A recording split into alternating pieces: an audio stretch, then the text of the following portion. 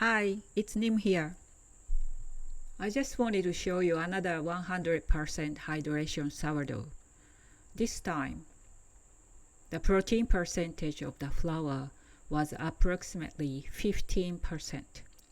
I did not go and get 15% protein flour.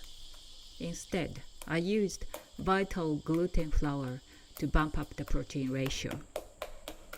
The base flour was 10.5% protein plain flour. I use Kayala Pure Foods organic unbleached plain flour. I replaced 7% of the total flour weight with vital gluten flour. It seems there are many different vital gluten flour products and the protein ratio varies. Mine was 75%. Previously, I used Caputo Manitoba Oro with 14% protein for a 100% hydration dough. This 15% protein dough was significantly more stable. I write down the recipe in the description. After merely 2 hours, the dough was cohesive. The dough was no longer sticking to the container. Look how silky and smooth the dough is. The gluten mesh had started trapping gas, and the dough structure was even more stable. By the way, I baked another loaf to compare, and with the same 10.5% protein flour, but with a 70% hydration. I'll show you the crumb comparison at the end. The dough was silky and smooth. It was quite beautiful to work with. I have used this organic plain flour many times, and I figured out that 70% hydration was perfect. I love the way it gets a good oven spring and lovely moist crumb. I really like this sort of tender crumb.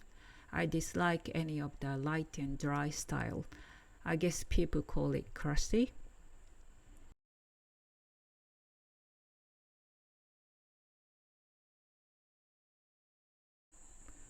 I shaped it after 4.5 hours of bulk fermentation.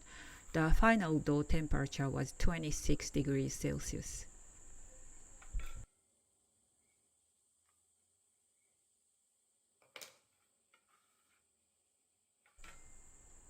Again, it was hard to shape. Someone who is a professional baker told me that I should not put it on the bench top. Instead, I should just fold it in the container and transfer straight into a floured banneton. I think that's a great idea. This went into the fridge overnight. I froze the dough for 45 minutes before bake. It kept its shape a lot better than the previous dough with 14% protein flour. But look how wet the banneton got. And it was easier to score, and it baked up a lot taller too. Still, there was no ear dough. The crumb was very moist. To describe the mouthfeel of the crumb, it was like a spongy buttermilk pancake. The moisture settled by the next day. It was no longer sticky when I sliced it. It made a lovely toast too.